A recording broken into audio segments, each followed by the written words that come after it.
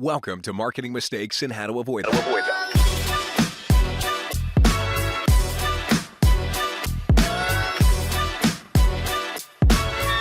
Here's your host, Stacy Jones. Welcome to Marketing Mistakes and How to Avoid Them. I'm Stacy Jones, and I'm so happy to be here with you all today, and I want to give a very warm welcome to Erik Huberman. Erik is the CEO and founder of Hawk Media, a powerhouse marketing agency valued at over $150 million and renowned as your outsourced CMO. Working with 3,000 brands worldwide, including Red Bull, Verizon, and Eddie Bauer, Hawk Media utilizes AI and proprietary technology partnerships to redefine the landscape. Erik has expanded his business portfolio with Hawk Ventures, which raised $25 million in his second fund, and Hawk AI, which has helped over 5,000 companies in benchmarking analytics and improving results. Recognized as a serial entrepreneur, national best-selling author, and marketing expert, Erik's been honored by Forbes magazine's 30 Under 30, CSQ's 40 Under 40, and Inc. magazine's top 25 marketing influencers. Today, Erik and I are going to be talking about how brands should adapt to evolving digital marketing trends and harness the power of AI to enhance their marketing strategies. We're also going to touch on how agency owners can learn from Erik. We'll learn what works from Erik's perspective, what should be avoided, and how some businesses miss the mark. Erik, thank you so much for coming. So happy to have you join. Yeah, thank you for having me. Absolutely. So what I'd love to do is start off with, how did you get here today? What led you to Hawk Media? Yeah, many things. It depends how far back you want to go, but I would say it really came down to finding myself building and selling a couple e-commerce companies and always struggling to find great marketing help there. And then once selling the last one, started advising and consulting for a lot of large and small brands on how to grow their businesses, and just saw that the marketing ecosystem was really tough for everyone and wanted to create something that would help companies grow and actually do what they said they would do, and like was a good partner. And that was really the birth of Hawk Media. I hired a small SWAT team to help the companies I was advising for, and then it just scaled from there. And over a decade later, it's gone pretty well. So we at this point we've grown almost 5,000 brands. We've got over 200 people. We've built our own AI system that we're powered on. We've invested in 94 different companies, a lot of marketing technology, e-commerce tech. So we've really built it all out. But really, the nascence came from just seeing a need in the market and being frustrated by it. So being compelled to fix it. That makes sense. So 200 people. So from scaling from a startup to 200 people is quite a step to make. So how did you do that? How did you make sure the whole thing didn't implode along the way? Because it can. Oh yeah, and I don't know that it didn't. I just talked to someone yesterday, a small agency owner that was asking for advice, and every time you double the head count, the whole thing has to change. And so, there were many times that we had to break a bunch of things to then move to the next step, and had to change the way we did things, had to change the team, had to do so many different things to get this to be what we needed it to be. And that's been a consistent part of growing this business, is constantly pivoting what we're doing and being flexible.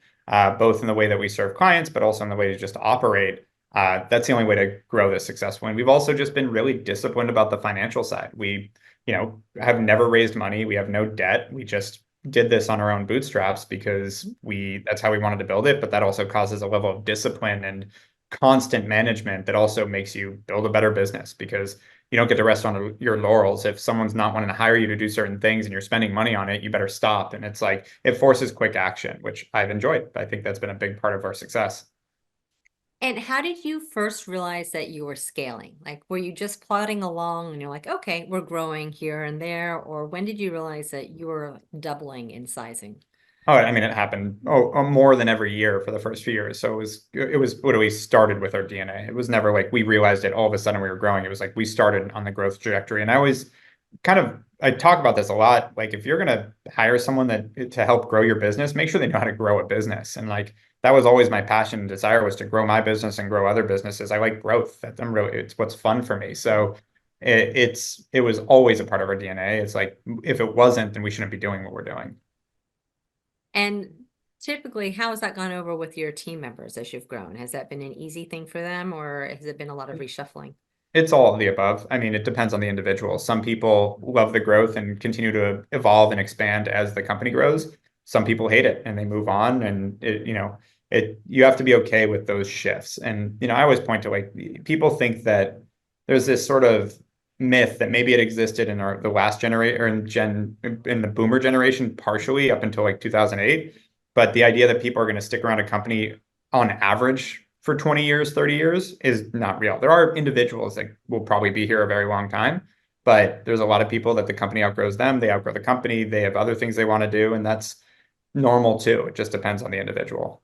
Yeah, it's a really different marketplace that we're in right now with team Yeah. members. I mean, I do it's think there's changed. going to be a cost to it too, though. I think people are jumping so fast, they're not actually getting the full education and breadth of what they can get in a job. And they're going to feel the pain of that and probably not take responsibility for it. But I think there's some of that jumping around, which frankly isn't happening as much the past year, but was happening quite a bit, sort of 2019 to 22. I do think will cause some problems for those people that were flippant about it. Because if you're an employer looking at a resume with 6 jobs over the course of 5 years, you're probably not jumping at bringing that person on.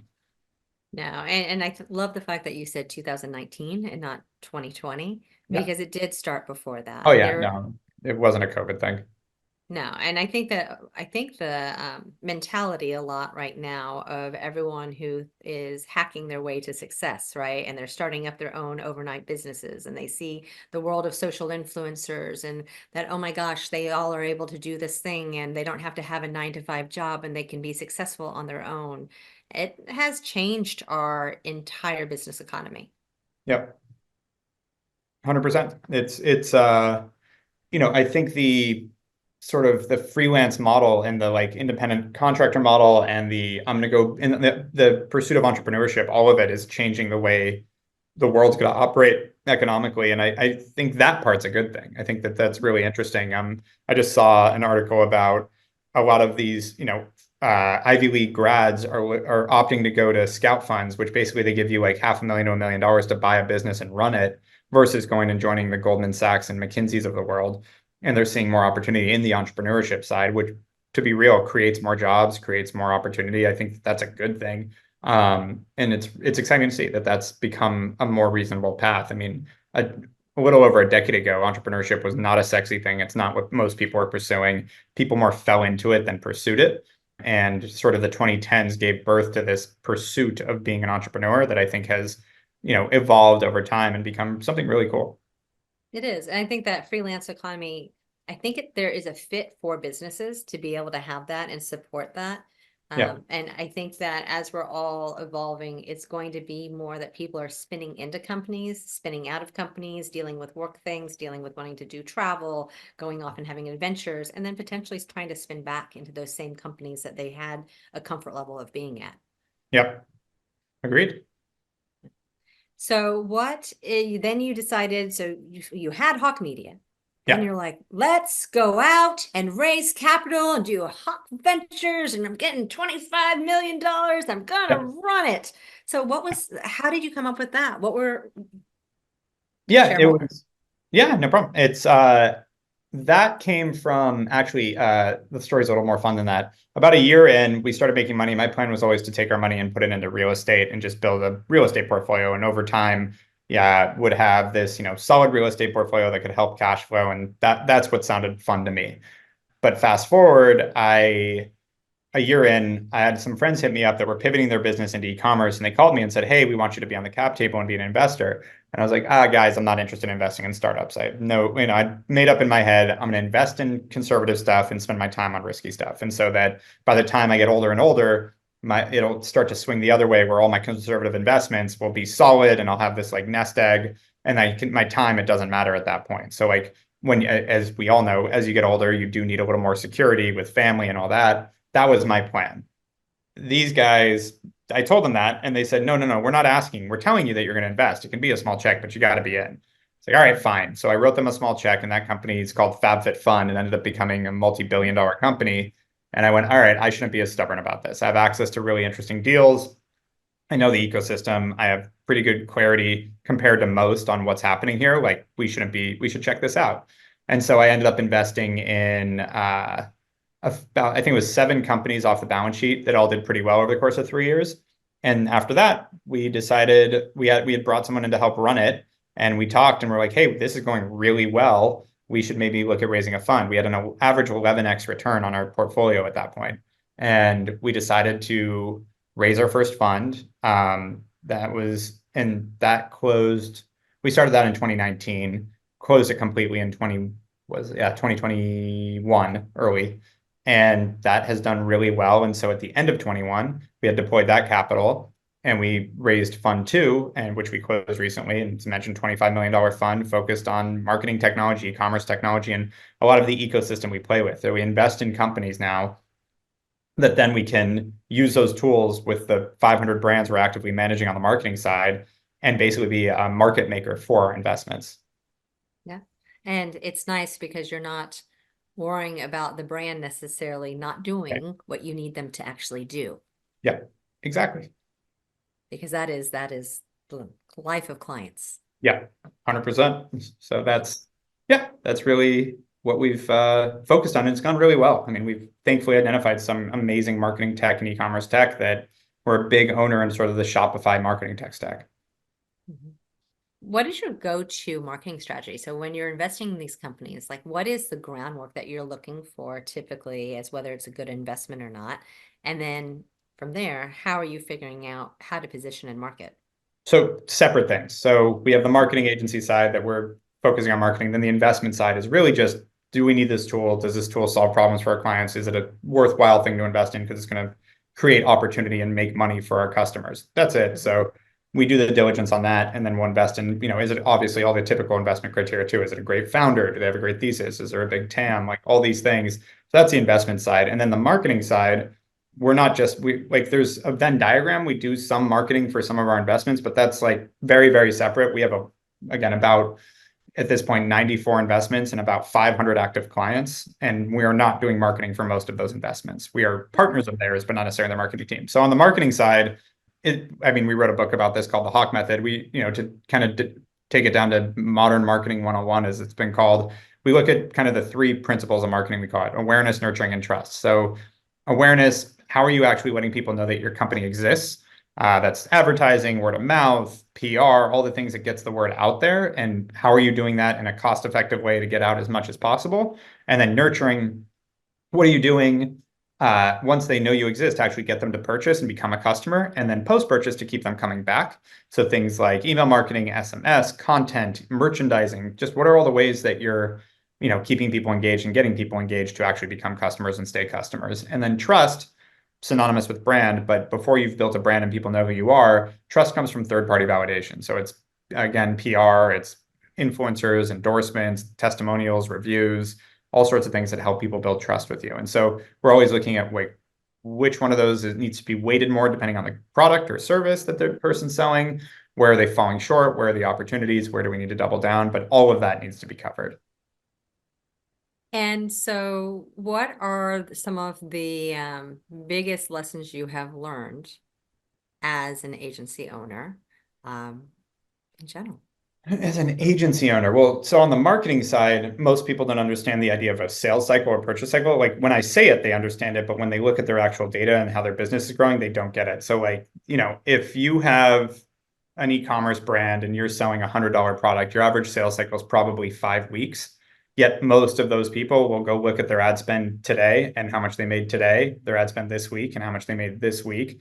And unless you're keeping it super steady, those are completely false numbers. And so you have to be measuring things based on that cycle and understanding that your payback period, your half-life is only 5 weeks. So after 5 weeks, you see half of the returns of the marketing you spent over those 5 weeks. So it's meaning you spent 5 weeks ago. So it's really hard when you're not taking that into account to actually measure your marketing appropriately. And so that's probably on the marketing side. As a business owner, probably the biggest lesson I've had to learn is and it's, again, another cliche that people talk about but don't really comprehend. Like at the end of the day, as the owner, you're the one that the buck stops with you, but it also means like you're responsible for everything. You have to trust but verify everything. You have to really push and run the company the way you want to, because at the end of the day, if your company fails, for most of your employees, the worst case scenario is they have to find another job, which in most markets is not the end of the world, especially for good people. But for you, everything falls apart. This is everything to you. And life is over. Yeah, exactly. Your baby has not made it at that point. And remembering that, and it's not a jab because it's very reasonable. I mean, I've heard Gary Vaynerchuk talking about this when people are like complaining about their employees not working as hard as them. It's like, why would they? You have way more riding on this than they do. But you have to remember that, because I hear a lot of people like, this happened. A friend, this is almost 2 years ago now.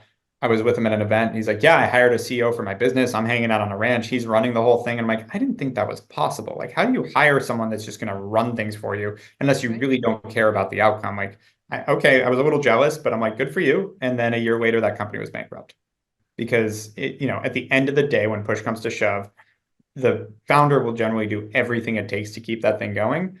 And the employee's going to go find their next CEO gig or their next job. And that's CEO down. So that was a hard lesson, but an important lesson to learn. Yeah, it's true. I mean, I think that ownership always hopes that employees are going to take a vested interest and see the opportunities and see the growth opportunities and Yeah. potential, and it's going to launch them because we as owners, that's how we got here. Yeah. But that doesn't actually necessarily exist except for in a very finite number of humanity. Yeah. Agreed. And so typically when you're looking at team members joining your company and you're looking for people who have, a growth mindset as well, what else are you looking for from them? You want to get along with the people you work with. Like, you want good people. Like, and I've, in a weird way, this, and I haven't said this publicly, but I've told my business partner, don't hire quirky people.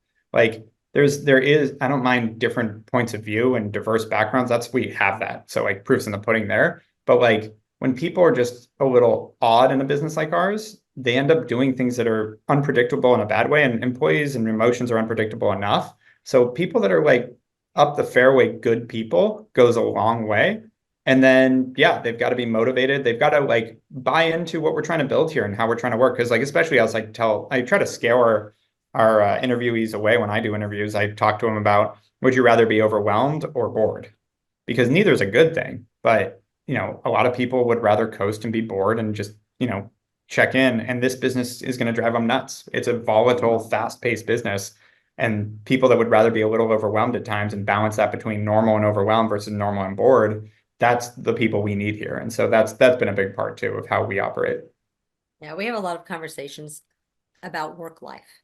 Mhm. And I'm a bit of a contrarian in the fact that I used to think that, I have no work-life balance. I mean, not at all. I've owned an agency for 17 years. I've been in this industry of Hollywood for about 27 years. Mhm. There is no work-life balance, but that's why I own an agency, and that's why I'm a CEO, and that's why I'm successful. So that all makes sense.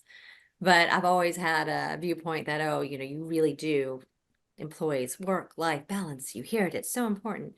Yeah. And I've come to the realization that, I mean, like I work in Hollywood, I work in pop culture, I work with celebrities. It is fucking cool shit as hell Yeah. that we do. Like, it is awesome.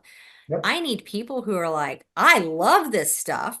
I Yeah. want to do it. I want to go be on the red carpet. I want to go be on that set. I want to go. I want to go. I want to go. Yeah. It's a very different type of mindset than a lot of employees are actually looking for. But if you find the ones that have that mindset, then you are golden because they are charged 24/7 because they're living a life. So it's no longer a work-life balance. It is life. Yep. Yep. And we talk about work-life harmony. Like, it should all play together. The idea of balance in that they're contentious with each other and at odds is a terrible way to model your life. Yeah, the 9 to 5 mentality is not one that necessarily works in a growth structure. Yeah, and most people end up miserable in those too. Like, there are a handful of people out there that are very satisfied in making what they make, working their job, paying the bills, and living their life. These days, I don't think that's as common. And I think it's more people end up not being very happy doing that. Well, the problem is I think that a lot of people are not happy doing it, but they don't necessarily want to do more. Right. That's fair too. So that's a little bit of a crux. So, okay, you created Hawk Ventures, then you created Hawk AI. So you haven't finished, you haven't done enough businesses, you must create more. So Hawk AI, how does Yeah, that fall in? and they're not all separate. It's all, it's all synergistic and all work together in that sense too. Obviously, we invest in the tools we use on the Hawk Media side. And so Hawk AI, we started building 8 years ago. We just didn't launch it till 2 years ago. And it's basically, I realized that, again, 8, 9 years ago, that AI was going to be the thing that disrupted our business. whenever it came out. And I read up by a lot of experts in it that predicted it right in terms of timelines, in terms of how it would look. And the assumption was by end of 2022, there would be someone would build AI in a way that mimics human intelligence. It wouldn't actually be artificial intelligence yet. That'll take another 6 years, but it will be something close to what we're thinking of as AI. And so I, read enough about this and I went, okay, great, we need to build this. But we're not going to be the ones to build the actual AI brain. Like that's going to cost billions of dollars. That's going to take a team that we don't have. But how do we compete in a world that's the reality? Well, we have access to more marketing data than most, and we have the intelligence and the education on how that actually can be utilized to build a better marketing strategy. So why don't we make marketing AI and our own automated marketing strategy? And so the initial piece of that was let's make sure that we have tons of data running through our pipes in real time so we can show AI this is what's working and not today, not this isn't traditionally what works or what we should look for, but like actually how do the metrics look today? Because it was like, why would we replicate the mistakes that marketers make in terms of operating in vacuums and not understanding what the market's doing, which is common in the marketing ecosystem? Why don't we fix that problem at the same time? So let's build a view into the industry. And then from there, create insights, create benchmarks, create all these things in real time so we can identify on an individual company basis what's working, what's not, where their opportunities are, how much those opportunities are worth, and how we can unlock a lot of opportunity in their marketing. And so that's what we built. And we were able to launch it a couple months before ChatGPT, then plug in ChatGPT and add natural language processing. And we've got Hawk AI, which is, powering almost 8,000 brands marketing. And it's been a great tool, and it's something that differentiates us and helps us be a better team as well, more efficient, quicker to work, more accurate, et cetera.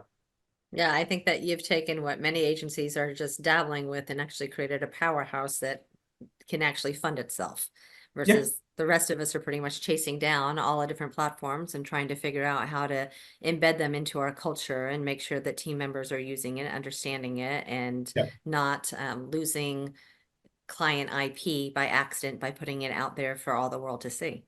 Yep. No, it's been solid. I mean, it's taken a lot of trial and error and a lot of investment and a lot of time, but it's worked out to be a really great tool. That's fantastic. So what's the future? Like, where do you see yourself having the agency grow?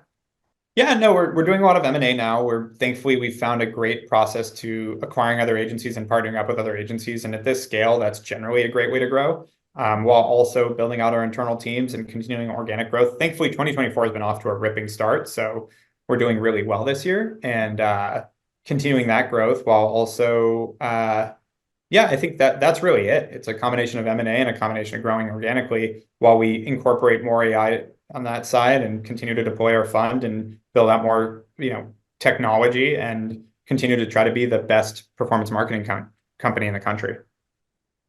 And if you had to go back to when you first started this agency, what would be the advice that you would give other agency owners? Be really good at marketing. Number one, I see so many people start agencies and they have no prior experience being successful in marketing anything. And so, you can fake it, but there's no fake it till you make it. You just fake it till you burn out because you end up churning through clients. And like marketing's hard. It's competitive. Like if you're running a marketing agency, you're competing against my team, which have all these tools and all this knowledge and all this success. Like if you're missing, you're just going to get fired over and over again, which means you get on a hamster wheel trying to sign new clients. And it's a really tough business. So like if you're going to get into it, you should do it because you have an unfair advantage. And any business you start, you should have some unfair advantage as to why you're starting it. If not, you're better off getting a job, statistically. And so if you're going to build something, there should be some reason you need to build that doesn't already exist. Because I think a lot of people get sucked into the idea of entrepreneurship. We talked a little bit about the good part of that, but there's also the bad part of that where it's like people start a business when there was no need for that business. And now they're just competing in a world where it's super competitive and they're not necessarily uniquely advantaged to do so. And so it ends up being a grind that isn't that lucrative. And we see that a lot when we're on the buying side, when we're looking at agencies, when we see that just in the ecosystem where people have been doing this for years, they've made less money than they could have made, frankly, from an hourly perspective, working in fast food.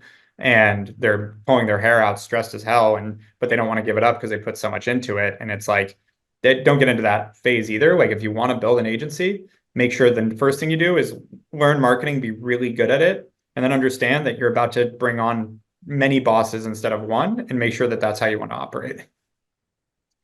And so, with all of that said, when you're going in and you are working with a client, and hopefully that they're not going to be a hamster wheel for you and it's going to be sticking, what are you looking for from a client? Like what means what Yep. makes a good client? Collaboration. We're here to be on the same team and win together. My business partner used to joke we get hired for three reasons: bandwidth, expertise, or punching bag. It is remarkable how many people don't understand, like, we're all on the same team. We're trying to do this together. And it goes for us too. We have to act the same way because sometimes we'll get, annoyed with a client not doing what they need to do. And I try to teach my team not to do that.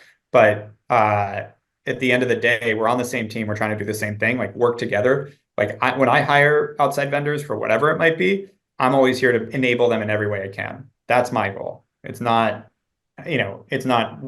they better do it or they fail, then we'll move on. It's I need to put everything into this to make sure that they succeed.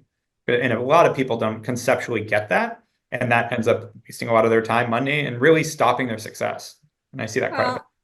Well, I think that's also an ownership view. Also, so if you're bringing people into your agency, or at least my viewpoint on it is yes, they need to be able to step up and they need to be able to do themselves everything themselves that they're saying that they're capable of doing, but they do need to have the platform and they need to have all the opportunities to be able to actually have success Yeah. as well. Yep. Until you've decided that that's just not happening. They're not the person that you thought they were going to be, and it is time to part ways. Yep. Agree. And what is the future? Where do you think that all of this is going with marketing? Yeah, I mean, I think, thankfully innovation comes quick, but a human adoption does not. So like I think AI is going to change the landscape a lot. I think it's going to be a lot less people and a lot more tech, but I think that's probably the world at large in terms of how things are getting done, which will hopefully open up a lot more creativity and a lot of other things. That's what traditionally technology has done. When Adobe Photoshop came out, the headline said that there would be no more art directors. So the idea that AI is just going to ruin jobs and just everyone's going to be unemployed is not realistic. There's going to be a portion of people that won't repurpose and won't retrain themselves that are going to be unemployed, but most people adapt. And things feel like they're coming at you fast, but at the end of the day, they don't. And so I think that, yeah, over the next 10 years, there'll probably be a lot of changes in the way marketing is executed, but there were in the last 10 years. I mean, Facebook advertising only really proliferated about 12 years ago. So it takes time for all this stuff to really catch on. And so it's I think that yeah, there'll be some changes, but I also am like caution people chasing the shiny object or thinking that like everything's about innovation. The two best marketing channels still to date and have been for 12 years are Google and Facebook. Some other stuff like TikTok's starting to be interesting, but it's not there yet. Snapchat's still trying. Like there's other opportunities, but right now, like things don't change as fast as people think they do. And when you say Facebook, are you saying Meta, like Instagram and Yeah. Facebook? Yes. Okay, perfect. I'm like, come on, who's on Facebook anymore? A lot of billions of I people. know they are. No, but it's important because like a lot of people do assume like, oh, I don't use Facebook, so I'm sure nobody is. And it's like, no, Yeah. there's billions of people using Facebook Yeah. regularly. All over the world Yep. in a little bit older ages than you might think. No, that's the You think fallacy too. younger? There's both. It's all Okay. again, if you're talking when you're talking the numbers of billions, like are there more young people using TikTok than Facebook? I'm sure. Are there still tens of millions of people using TikTok on the younger generation? Absolutely. Or sorry, using Facebook. Like absolutely. So unless your business has saturated the entire market of tens of millions of people, you're still probably fine advertising on the platforms. Most businesses then should be fine. Yeah, exactly. Yeah. So how can our listeners learn more about you? Where do they go? Anywhere on social, @Eric Huberman or hawkmedia.com. Always down to do a free marketing audit and see if we can help. And what would be your last words of parting advice for either a brand out there interested in marketing? Okay, I'm going to ask for two. Brand out there for marketing is going to be the first question. Then I'll ask you for another. Sure. Again, on the brand marketing, like get really good at understanding how, like take a step back from the spreadsheets and understand how your business actually works. I said this on a podcast recently, like when I launched my activewear brand that we ended up selling about Bowie Total Fitness, I just sent out 1,000 pairs of or 1,000 sets of clothing to 1,000 bloggers because my assumption was if I can't send this to someone that's publicly facing and drive one sale, we had a 70% margin, so one sale covered the cost of that whole shipment. Then I've got a broken business. And I think a lot of people make decisions like, oh, Facebook doesn't work for my, or Instagram doesn't work for my business, or Google doesn't work for my business. And I've generally, when I see that, it's like, these are two of the best advertising channels. Something's wrong with their business or the way they're tracking it, not those platforms. And so if you don't have a business that's either positioned right or build a good enough product that has enough repeat purchase or whatever it is to justify spending money on advertising and growing the business, you're gonna have a really tough time being successful. You have to be able to monetize those things. So I think changing the mindset of will it work or not versus how do I make this work and sticking with it is a big thing I see a lot of entrepreneurs miss. So that would be my one piece of advice is make it work, stick with it. It's not a binary, it did work or it didn't.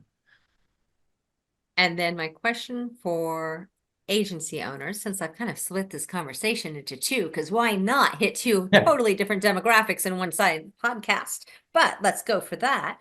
Is, what would be, if you had to do this all over again, what would you change? What would I change? Not much. I made, again, the mistakes I made are not mistake or yeah, the mistakes I made, trust but verify with the senior leadership team. Like, don't overly trust, have good visibility into the business because you don't want to be blindsided with things as the owner. You want to know, like, whether it's good or bad, you want to know. So being very clear on how the business is operating on all channels and having clear, like I have that now, but at times when I didn't, it was bad. And then I've also learned that there's kind of this VC PE practice of bringing in these like rock stars that were the president of this company, and they're going to come in and take you to the scale that that company did. And it's so ironic because we all know that like one person generally doesn't drive that type of success. It's a team. And my experience in doing that is I've always been better off with people that I've had around me that I trust, that have really grown up with us, that really understand the business, and then solving problems together to get to the next step versus like thinking someone's going to come in and just solve all our problems. That almost never happens. Yeah, it'd be nice. Every agency owner out there would love to flip a magic switch and Yeah. have like sales done. You'll Yeah, never have to exactly. worry about getting clients. Your sales problems are gone. You can just now Exactly. focus on the marketing of Because what you this need or person your ran sales at people. this company and they, grew from this to this. Like this is such a common hire. And it's like, yeah, but did that person really build that out? Generally, the answer is no. Yeah. But they were And very good at positioning themselves and manipulating the world to believe yep, that they actually were those individuals who did that.